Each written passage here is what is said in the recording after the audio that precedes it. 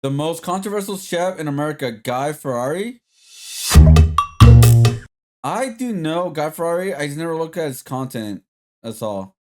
I know him. Googled celebrity chef Guy Fieri's name in 2009. The recommended Fieri. searches proved that people were trying to find anything to confirm their suspicion that he is actually as horrible as his image indicates. His spiky blonde hair, tacky fashion sense, and corny catchphrases made culinary fans and professionals around the world despise him. And as his opposition scoured the internet to indulge in anti-Guy content, many of them arrived at a gossip blog called Food Network Humor, which was owned and operated by Guy's #1 hater, Jillian Madison. Madison could be credited with amplifying the Guy Fieri hate to scorching hot levels. She once said, "Fieri is an obnoxious bearded troll of a man, and the sound of him moaning while he's shoving unidentifiable haunches of meat into his mouth makes me die inside." People on her blog were actively preying on Guy's downfall. I can hardly wait till he gets caught in a scandal with some troll op he met while filming Triple D. You know it's only a matter of time. But this was not a small movement. Thousands of tweets were posted every day criticizing the celebrity chef. I challenge you to name a person worse than Guy Fieri. Guy Fieri is proof that Ed Hardy has started manufacturing actual human beings. I wish I could scalp Guy Fieri with his own cooking knives. What could Guy have possibly... Bro, did people just start hitting him because he was like kind of like cringe and added like a crazy character in the chef world and the cooking world? Cause you know, like what was it, Gordon Ramsay is a character that he plays for the most part, like the angry chef kind of thing. That people really took it that serious. I mean, that's what made him popular. He made him all the stuff that he did made him stand out compared to everybody else. Done to make these people so angry. The resounding hate reached a tipping point around 2011 when the entire industry joined forces to take down the Fieri empire. Many feel that the overwhelming hatred for Guy was unfair. Then again, there actually are some suspicious allegations that we will take a deeper look at. And while the general public felt that Guy is this obnoxious man-child desperate for attention, he actually never wanted to be on TV in the first place. My buddies were hammering me, dude, you gotta see this show. It's called The Next Food Network Star. You gotta be on this. I'm like, dude, I don't have to be. I don't wait in line. I don't sign up for things. I don't enter contests. One of my buddies, Mustard, was in town. So Mustard says, hey, dude, you gotta turn that tape in for that Food Network thing. I said, nah, not so much. I don't think I'm gonna do it. And no, I'm not kidding you. My friends, it was like an intervention. And they made me do this. Guy didn't see himself as a TV star. He simply wanted to be a chef and restaurant owner. He spent his high school years in France receiving world-class training in classical techniques, pastry arts, and contemporary cuisine. In 1996, he launched his culinary career with the opening of Johnny Garlic's, his first restaurant based in his hometown of Santa Rosa, California. Within 4 years, he opened 2 more locations. He was content with his career, but just to shut his friends up, Guy filmed an unscripted, unedited tape of him preparing what he called the Jackass Sushi Roll and submitted it to the Food Network. Hi, I'm Guy Fieri and welcome to Sonoma County, California, home of true wine country cuisine. Today I'm going to prepare a dish for you, not in fusion, but in confusion. I'm going to do a gorgonzola tofu sausage terrine that will be served over a mildly poached ostrich egg. Now, since we're in the wine country, I'll be serving that on grape nuts and done with a delicious pickled herring mousse right on top. And oh, I know, delicious. It sends shivers up my spine. Even though Guy treated this like a joke, he was a natural in front of the camera, and the casting director at the Food Network could see his potential star power. But when Guy got the call from the Food Network, he didn't believe it. Is this serious? She goes, yeah. She goes, there'll be a contract on your door tomorrow morning. We FedExed it. So they get it, and I read it, and I'm like, this is horrible. They want my life. So I sent it to an attorney buddy of mine. He looked at it and he goes, yeah, you're signing your life away on this one. Despite knowing that this was a horrible deal, Guy signed the aggressive contract. Maybe he thought he wouldn't win the competition show. Maybe he was just trying to make a little extra money. He didn't realize it at the time, but he essentially just sold his soul to a network that was going to own him for the next 2 decades. The big game is almost here, and sadly, I'm a New York Giants fan, so there's no way I'm rooting for the Eagles. I think Patrick Mahomes and the Chiefs take the W for the first 3-peat 6 episodes of the first season. Each episode featured the chef preparing creative, flavorful dishes, often inspired by his love for comfort food, grilling, and global cuisines. Ratings were high, and executives loved the show, so they immediately took advantage of their contractual agreements with Guy. If you get 6, it's okay. That's how I started on Food Network. 6 guys, big bite, that was it. Get 13, that's pretty good. They order up 26, you're gangster. If they order up 52, they own you. I mean, so they have us down for 104. Considering Guy's Big Bite is still releasing new seasons almost 20 years later, it's safe to say the Food Network has him locked in. And the crazy part is, that's not even his most successful show. The Food Network cherished Fieri's contributions so much that they pitched to him another television series, Diners, Drive-Ins, and Dives, which is also referred to as Triple D. The show features a road trip concept that celebrates America's diverse and vibrant food culture by spotlighting small, independently owned eateries across the country. Each episode, Guy visits multiple restaurants within a single city or multiple cities to sample the food that corresponds to the episode's theme. The series is similar in nature to Gordon Ramsay's Kitchen Nightmares. However, while Ramsay helped businesses implement new strategies to combat poor management, subpar food quality, lack of cleanliness, or outdated menus, Fieri acts more like a food critic, looking to celebrate the great food these chefs have created and encourage his millions of viewers to dine in and support the restaurants. Kind of like the... Now Taxes is getting the TurboTax app and filing your taxes yourself 100% free. Triple D. He's kind of like the lead guy. That TikTok does that, like the reviews kind of thing. He does it anonymously. I can't even say that freaking word. I suck. Anyways, he does that. Like it looks like the same premise of this TV show. Obviously, he's the first one to do it compared to like the TikTok guy. But I'm just saying it's like the same premise, pretty much.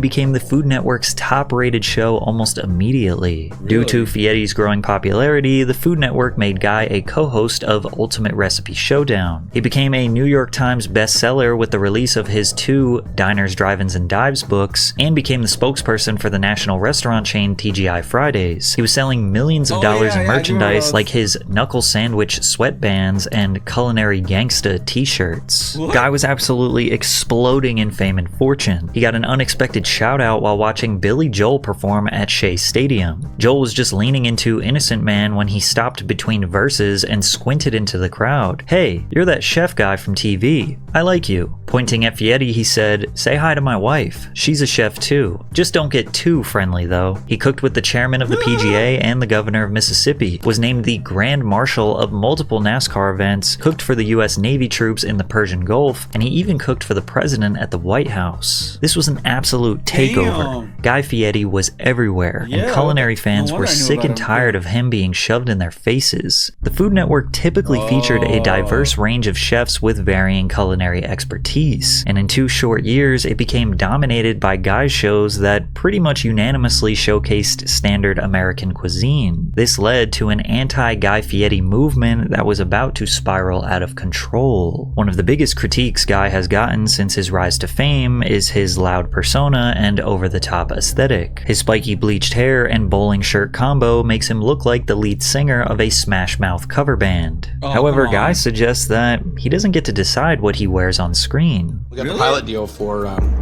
Triple D. They said bring a collared shirt. So I had a Dickies work shirt. It was blue with a gray panel in the front of it. Whoever started doing the wardrobe started bringing those kind of shirts around. And that's what they started putting on me. Either he is straight up lying or heavily dedicated to this public image, because Guy has most definitely leaned into his I mean, I could believe that because I mean, if the network controls it, they could control what you wear. They do that to celebrities all the time. Let's be honest. So, I could believe that.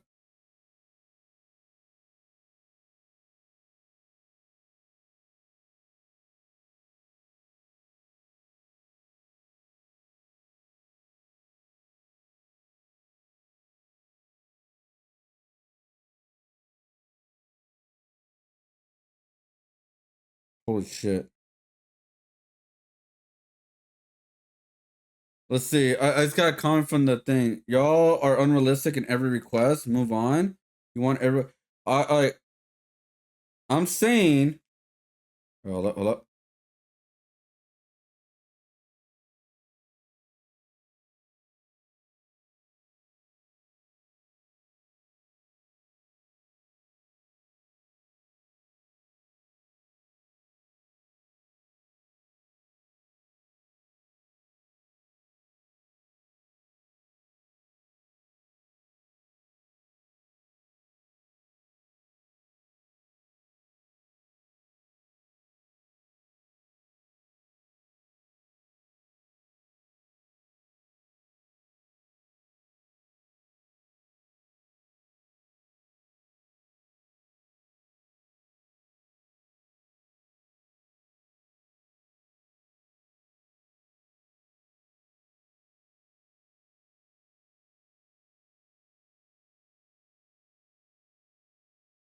Hold up.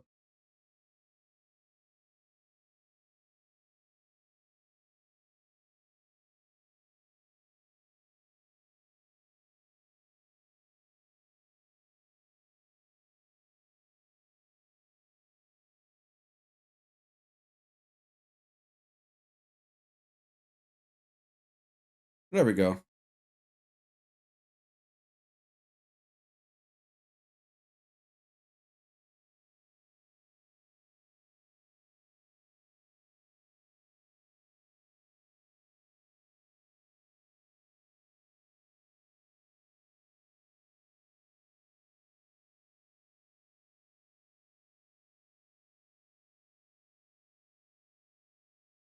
Hold up. I'm getting a lot of hate right now. This is my first time. Let's see.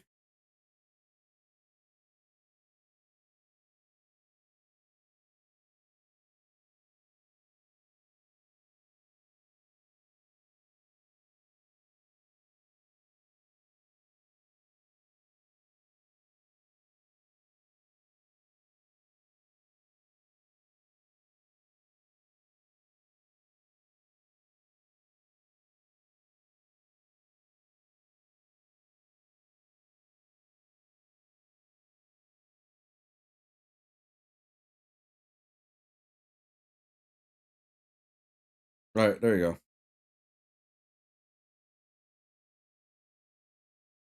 Okay. Yeah, they're going a little bit crazy, guys. They're getting irrational now. Anyways, all right, back to the video. Monster energy drinking divorced father who doesn't pay child support and loves Nickelback aesthetic. His number one hater, What? Jillian Madison, seems to Nickelback? think that it's a Really? tacky facade. Wait, hold up. Guys, do you guys hate Nickelback? Let me know. I don't hate Nickelback. I thought they were pretty cool. Like, I think we watched a video about Nickelback. I think he made it, actually. How, like, Nickelback hate was actually false. It was just somehow it just became a meme. And people just went with it.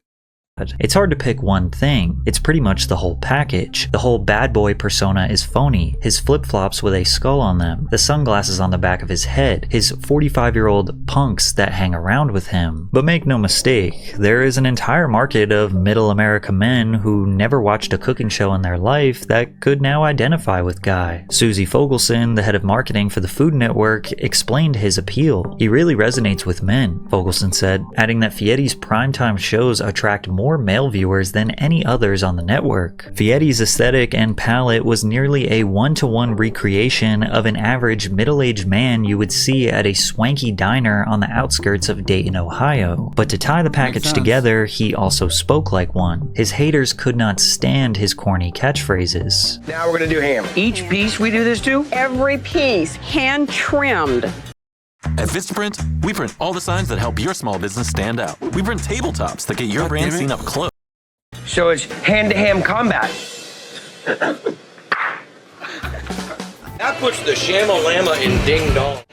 He's got whiz-bang wow in there. I think I could put this on a flip-flop. It would taste good. Cruising down Boring Avenue, hooked a right onto Delicious Boulevard. Most iconic Fieriism is Flavortown. In the early seasons of Triple D, Guy said the phrase maybe 5 or 6 times. Somebody makes some big dish and I say, oh, it's like a steering wheel on the bus to Flavortown. The meme took on a life of its own. It was the perfect catchphrase to represent Guy's silly speech. But Fieri yapped so much that he didn't even realize it became such a huge meme. It's like Flavortown.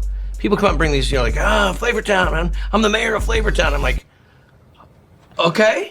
Wow, I didn't even get it at first. I was hearing it, and then Chico, one of our main camera guy on Triple D, he says, Flavortown, you said it in the show. And I said, oh, really? Although catchphrases like holy moly stromboli, this is money, and peace, love, and taco grease seem like nothing more than harmless dad speech, to some it made him appear less qualified and lacking sophistication, as if he doesn't know the proper words to describe the flavors and intricacies in the dish, so he just resorts to a rhyme like, they make a porchetta that you won't forget-a. People ask me a question all the time, like, so do you have someone that writes for you, like that makes up, like when you say something shamalama, that's like the shamalama ding dong, and they're like, where would one come up with something that stupid? And I'm like, I don't try to make them up. I'm eating it and I get in that moment. Saturday Night Live even wrote a 3-minute skit where they shamelessly mocked Guy's image, catchphrases, and credibility. Set Myers, setting fires. I don't set fires. Oh, it's on like Donkey Kong. Okay. Look, why don't we just get started? All right. Good call, Meatball. All right. This SNL skit drastically increased the amount of hate Guy would receive, leading to multiple public controversies. It almost seemed like a calculated attack was orchestrated to bring down the mayor of Flavortown. Diners, Drive-Ins, and Dives was produced by Page's Productions, owned and operated by David Page. In early 2011, Page sued the Food Network for breach of contract after the network abruptly canceled orders for 2 seasons of the show. The network countersued and claimed that Page violated his contract by not meeting deadlines, turning in incomplete work, and mistreating staff, sending email messages that said things such as, "I hope you can die so I can dance on your effing grave." The lawsuit was settled and Triple D got a new production company. Page was interviewed by the Minnesota Star-Tribune where he blamed Fieri for his dismissal. Guy worked for more than a year to try to get the network to take the show away from me and give it to another production company, where presumably he would be in control. He wanted to be the person making all the decisions, even though the decisions I had been making created a remarkably successful show and Well, to be fair, I think at a point in time, a person who makes content for TV shows and all that eventually do want their power back, where they don't want to be no longer be a puppet to the system, I guess you could say. Like they want to like they want to be like in full control, no more BS, no more telling me what to do, let me do what I want to do kind of thing. Maybe that's what it was. Had done wonders for his career. Then David did another interview with City Pages describing Fieri as an anti-Semitic, homophobic, lecherous giant tool. Page made shocking allegations about Guy's behavior. Anytime any woman mentioned cream, Guy went to a sexual riff. When cutting the show, you had to tell the editors to watch Guy's eyeline, because it's always on breasts. Fieri also needed protection from homosexuals, or at least advance warning. Early in the show's run, Page got a phone call from Fieri who just walked out of a restaurant in a huff. Guy had decided that the 2 men running the restaurant were life partners. He said, "You can't send me to talk to gay people without warning." In regards to a copyright dispute over work done for the television show that Fieri wanted to use in his books, they were demanding tremendous research from my people and pictures, but they didn't want to pay for it. Guy said to me, "You know, it's true. Jews are cheap." To the people that were preying on Guy's downfall for all these years, this is exactly what they're looking for. They knew something was up with him, they knew he was actually a bad person, and this allegation justified that belief. But others felt that Page's allegations seemed like him seeking revenge over a lost lawsuit and losing his job. If David was so concerned and appalled by Guy's behavior, why did he produce the show for years? Why was he trying to renew his contract? Why did he wait until he got fired to say something? This is what the same thing I said about the whole Dream and Tommy Innit drama thing, where like Tommy Innit's calling out Dream about all the bad stuff he said and done, like he knew for years. Yeah, you knew and you stayed and you still supportive of him. You're a piece of shit like him. You could have said something back then, but you didn't, because you were getting clout and getting more fame from it.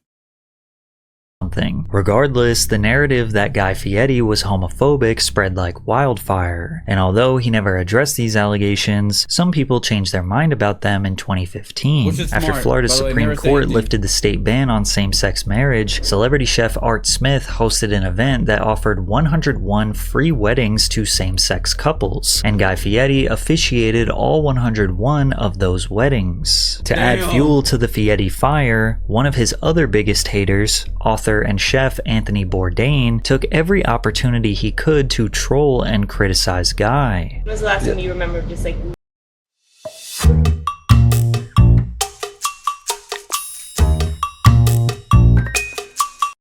laughing till you cried, screaming laughing?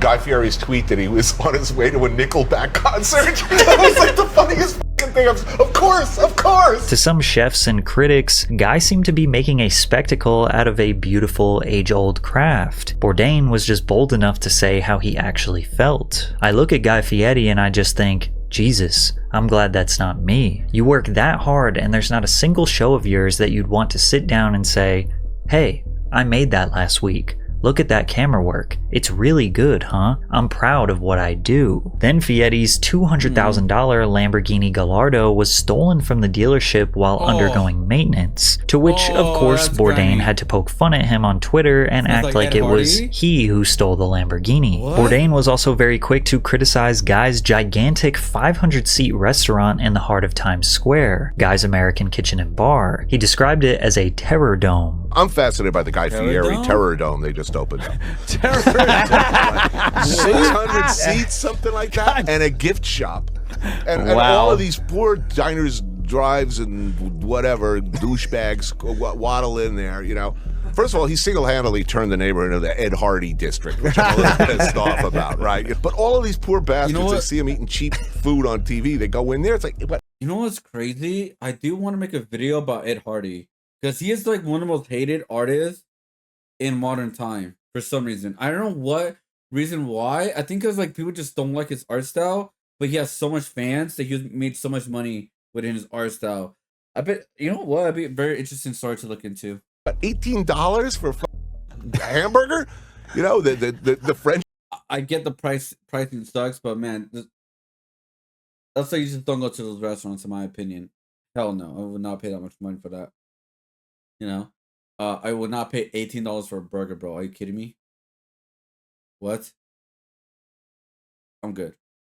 Let me go get, like, you know, fries are like 12. However, this critique from Anthony was extremely mild compared to the absolute mauling Guy would receive from esteemed food critic Pete Wells, who wrote a scathing review that would significantly hurt Guy's reputation. Published by the New York Times, this article was written from the perspective of a baffled customer questioning how any restaurant, let alone one of a world-famous chef, would serve such horrible food. Pete asks questions directly to Guy in a sarcastic tone. Hey, did you try that blue drink? The one that glows like nuclear waste? The watermelon margarita? Any idea why it tastes like some combination of radiator fluid and formaldehyde? How did Louisiana's blackened Cajun spice treatment turn into the ghostly nubs of unblackened, unspiced white meat in your Cajun chicken Alfredo? Somewhere within the yawning 3-level interior of Guy's American Kitchen and Bar, is there a long refrigerated tunnel that servers have to pass through to make sure that the french fries, already limp and oil-sogged, are also served cold? And when we hear the words donkey sauce, which part of the donkey are we supposed to think about? Pete mentioned 50.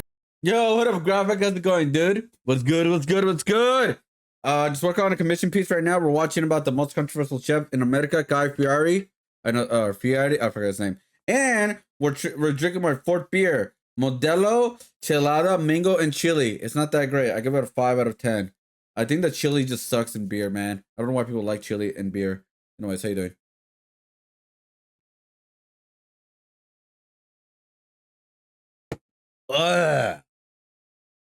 I will finish it though.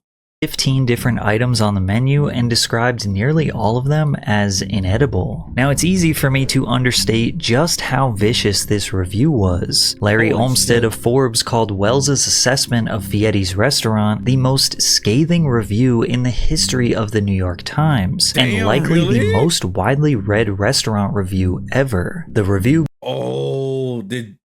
Wait, don't tell me that the review hurt him so much he had to close down the restaurant. Became national news. Guy flew to New York to respond to the article on NBC's morning show. Damn! For my people that are trying to start a print-on-demand store or trying to get a print-on-demand store off the ground, let me put you on. Do we strive to be the best? Yes. What he saw, I mean, to me, it's impossible to come in and have a dining experience and have every single thing wrong, unless you come in with a different agenda and you want to sensationalize something and you want to blow it out of the water. It's a great way to make a name for yourself. Go after a celebrity chef that's not a New Yorker, that's doing a big concept in his 2nd month. Great way to hit it. Now, Fieri saying that Pete was trying to make a name for himself is foolish, because Wells is considered one of the most credible food reviewers according to world-class chefs. However, Guy does make a solid point about having an agenda. The Guy Fieri hate was at an all-time high in 2011 and 2012, making it the perfect time to slam dunk on him with this harsh review. Then again, it's not surprising to think that a 3-story, 500-seat restaurant restaurant in Times Square serves subpar food, to which Andrew Zimmern, chef and TV personality, makes a really good point about Guy receiving deserved criticism. So when he does a 500-seat restaurant in Times Square, New York City, the most important food city in the world, you are saying, look at me, look at me, look at me. Not only is Wells obligated to review it, he owes us that.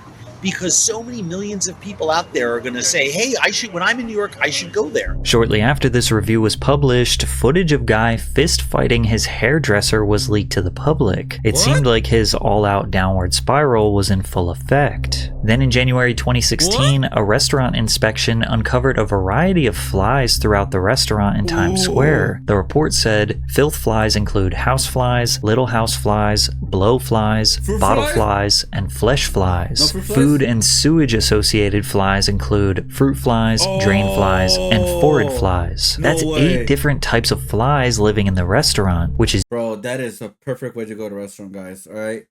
That's perfect, dude. Am I right? Now tell me you would not pay $18 for that, for a burger. usually a sign of filthy and unsanitary conditions. The restaurant closed on December 31st, 2017. There are still— Damn. The food review literally knocked down the whole domino effect on that freaking restaurant. And bro, you're a chef. How do you have you're a mainstream chef and had a restaurant close like that? Like, I understand maybe for financial reasons, because maybe the era wasn't as great for the food you're putting out or something. But for a bad hygiene restaurant, that is, oh god, that's not good. Still several Guy Fieri's American Kitchen and Bars open in the US and even more internationally. However, most of them are drowning in poor reviews. Fieri also decided to shut down his Johnny Garlic's restaurant chain after opening 7 locations and being in business for 19 years. Bourdain took his opportunity to jab at Guy whenever he could. In an interview with Atlanta Magazine, he said, "So I sort of feel in a heartfelt way for Guy. I wonder about him. He's 52 years old and still rolling around in the flame outfit. What does he do? How does Guy Fieri de-douche?" After all these years, Fieri finally gave Bourdain a heated response in a GQ interview. "I don't like him making fun of people, and I don't like him talking shit, and he's never talked shit to my face. I know he's definitely gotta have issues, cause the average person doesn't behave that way." But Guy never changed who he was. He didn't care to appease Michelin star chefs, critics, or internet trolls. He took his failures in stride, kept opening new restaurants, and focused on his friends and family. In 2017, the hate for Guy Fieri seemed to do a full 180, which started after Shane Torres went on Conan O'Brien's show and shifted the public's perception on Guy in a 4-minute stand-up performance. Really? Can someone please explain to me what the hell Guy Fieri ever did to anyone? Let's hope this works. He would have dressed really weird. Where are we? There we go. People shit on that dude all the time. And as far as I can tell, all he ever did was follow his dreams. Goes around the country to small businesses and gives them free advertising on a national platform on a weekly basis. Advertising those small businesses could never afford themselves with his own television show. But because his hair looks like he was electrocuted while drinking Mountain Dew. What? People act like we need to saw his head off and put it on the internet. Shane then goes on to list off a ton of incredible things Guy has done for the world. He invites Make-A-Wish families to every one of his Food Network show tapings. He started the Cooking with Kids charity that has helped over 20,000 kids learn their way around the kitchen since 2010. In 2017, he cooked meals for 5,000 evacuees per day in a makeshift kitchen during one of California's worst wildfires in history. Guy said to a reporter, "I'm not promoting anything. I'm just here cooking. This is feeding people. People need help, and I'm here to help." That's it. During the 2020 pandemic, he started a Restaurant Employee Relief Fund, a partnership with the National Restaurant Association, which raised $21.5 million to help support more than 43,000 restaurant employees across all 50 states. Through his Guy Fieri Foundation, he is constantly cooking and raising money for veterans, first responders, Little League baseball teams, local businesses, people with cancer, kids who want to attend culinary school. The list of charitable contributions from Guy Fieri is endless, which reminds us that his brand new 3-year, $100 million deal he recently signed with the Food Network will be put to good use. It also reminds us that he's still extremely popular and people love his shows. The people who loved Guy felt that the haters were just so focused on his aesthetic that they assumed he couldn't simply be a good person with a loud personality. And at this point, pretty much everyone agreed. Yeah, it's just like Twitter, you know, when they find someone like they hate, they hope they find something they really hate and put them out in blast like that, or always like look in their past or try and find something. That's what I think is going on with him. It's sitting with Nickelback, right? For some reason, they just want to hate on them without actually doing real like full on research of like what did they actually do? Did they make some mistakes? Oh yeah, that's right. He's human, so mistakes are bound to happen. You know what I mean? I did a private security for him in 2017. He was pissed drunk gambling and then tipped me $500 and then fed me on top of my hourly rate. He was wonderful to me. So you got all the hate because he isn't some snobby chef who uses culinary language nobody understands. Like, yeah, he's his own character. This the gambling sponsor shit is whack. Yeah, people still hating prejudice on the gambling sponsor. You know that guy is real chef who made money and wants to help other chefs. He's a good guy. People spend too much time creating parasocial relations with TV stars. That's very true. Spending hundreds of hours making a blog just to dislike a guy. Bro, that's crazy, dude. I'm telling you, man. If you make someone so pissed off for any reason, bro, they're gonna look into your past completely just to find out something, anything they could stick on, so they could like bring you down, pretty much, aka cancel you. That's literally like their hope, pretty much. That's their hope, and it probably is gonna happen to me because people in the WWE community are hating me right now for my bloodline take.